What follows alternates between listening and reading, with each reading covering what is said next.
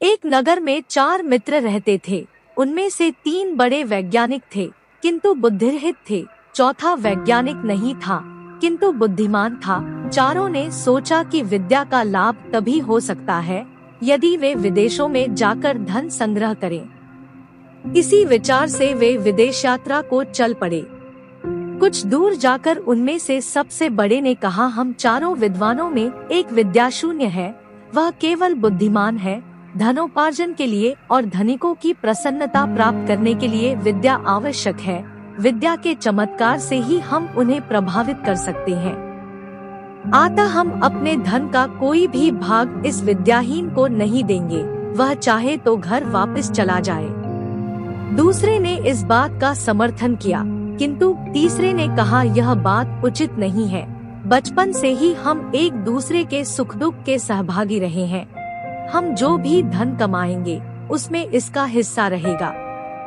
अपने प्राय की गणना छोटे दिल वालों का काम है। उदारचरित व्यक्तियों के लिए सारा संसार ही अपना कुटुंब होता है। हमें उदारता दिखलानी चाहिए। उसकी बात मानकर चारों आगे चल पड़े।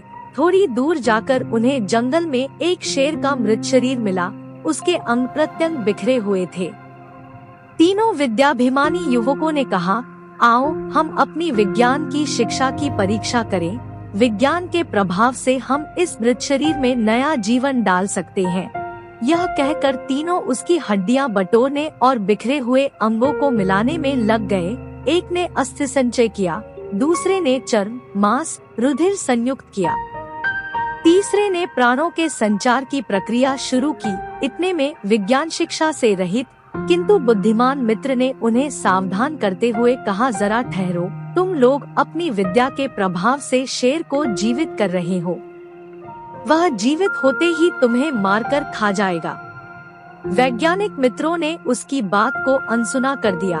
तब वह बुद्धिमान बोला, यदि तुम्हें अपनी विद्या का चमत्कार दिखलाना ही है तो दिखलाओ, लेकिन एक क्षण ठहर जाओ, मैं वृक्ष पर चढ़ जाऊं। यह कहकर वह वृक्ष पर चढ़ गया। इतने में तीनों वैज्ञानिकों ने शेर को जीवित कर दिया। जीवित होते ही शेर ने तीनों पर हमला कर दिया। तीनों मारे गए। अतः शास्त्रों में कुशल होना ही पर्याप्त नहीं है, लोक व्यवहार को समझने और लोकाचार के अनुकूल काम करने की बुद्धि भी होनी चाहिए। अन्यथा लोकाचारहीन विद्वान भी मूर्ख पंडितों की तरह उपहास के पात्र बनते हैं।